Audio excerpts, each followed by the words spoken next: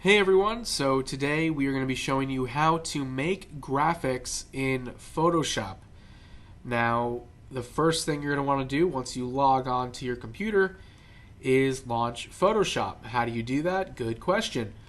So we're going to go down to Finder, Applications. You see a lot of Adobe apps there, but we are looking for Photoshop. See all the folders here, don't worry about that. We're just launching the app itself, Adobe Photoshop. And the first thing you want to do once you're in Photoshop is, of course, File, New. You might want to make a new document, of course, for a brand new graphic. And you see all the different document types along the top here.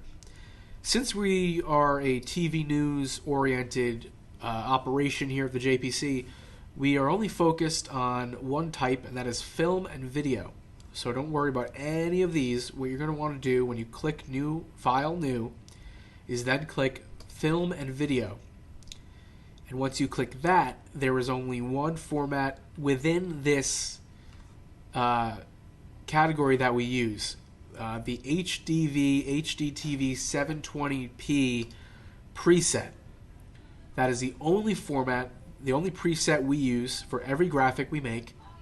So don't worry about any of these. We're just focused on HDV/HDTV 720p.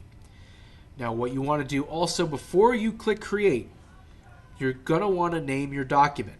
Now it's going to depend on obviously what the subject of the story is and what the subject of your graphic is. For our sake, let's say it is a story about the Red Sox. What are we going to title the document then? Pretty simple. Red Sox. So once you have the title, you're going to click Create, and this opens up our document. Now, again, this would be a good time. To save your file before you get to work, before you start it. You want to save it as soon as possible so you don't lose anything. So you're going to click File, Save As. You've already named it, so just keep the name. You're going to save it as a Photoshop file, so you can come back and edit it later. Probably save it in the documents, wherever you feel comfortable. You can also save it on the desktop, so it's easier to find here. And you're going to click Save. So now you've saved your document. So the first thing to keep in mind with this is you see all these lines running across. The important thing to keep in mind is you want the focus of your graphic to be within all these lines, to be here. The outlined area, we call this the safe area, because basically on certain televisions and certain formats, the outside perimeter of this can be cut off on certain formats. So we want to make sure whatever our graphic is about, that the majority of it and the focus of it is within this safe area. You don't want any important information here in the corners or on the sides, because it could get cut off and then your graphic will look sloppy and incomplete and may not give off the message you're trying to send. So now that we have our document, what we're going to want to do is find a picture to put in the graphic. In our case, again, we've named this document Red Sox for a story about the Red Sox. So we're going to want to get our picture from a search engine we use called Creative Commons. So we're going to launch Safari in this case, but any web browser will do. And you're going to want to search for Creative Commons. Now what this allows us to do is we can use any picture we find here for free. It's in the public domain and under Creative Commons licenses. So for our story, once again, we're going to be doing a story about the Red Sox. So we're going to search for the Red Sox. So as you see there, there's a picture of Fenway Park with the Red Sox on the field. It's a very nice picture, the classic Fenway Park sign there, all the pennants. It's a very nice picture. So we want that to be in our graphic. So what we're going to do is right-click on the picture, click Save Image to Downloads, and that'll drop the picture down here onto the computer, where we can then drag the picture into our document.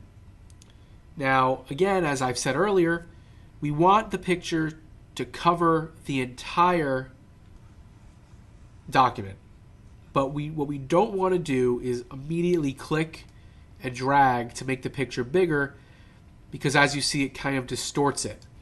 So what we want to do, whenever we're making something bigger or smaller in Photoshop, we want the proportions to stay the same. So we're going to hold down on the Shift key, and while we are holding the Shift key, start to drag the image out and make it bigger to fit the entire screen. Sometimes it's a little fidgety, but in our case, you see there, we keep dragging as we're holding Shift, and now we have the picture covering the entire graphic. Now this next step is important. We want to place the image onto the document. Right now it's just hovering. It's not set anywhere. It can move, it can do whatever it wants to do until we right click on the document and click Place. That locks it in place. It is now a solid image ready to be used on the air. So now we're going to want to save this again, just in case we haven't lost any work, but we don't want to lose it. So it's the same document, so you can just replace the original save, maximize compatibility, don't really worry about that. We'll say don't show that to us again, just click OK.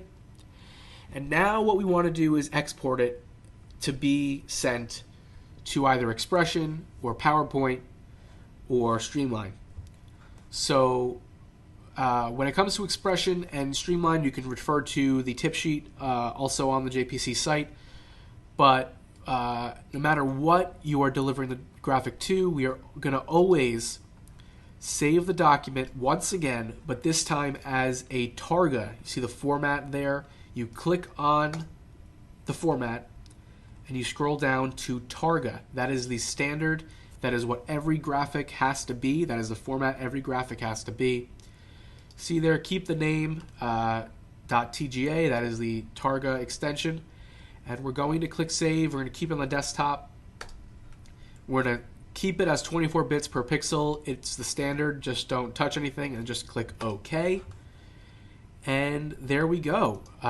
We have a graphic that is ready to be sent to either Expression or Streamline or PowerPoint. So that's it. That's graphics. That's graphics in Adobe Photoshop. And yeah, good luck and have fun making graphics in the JPC.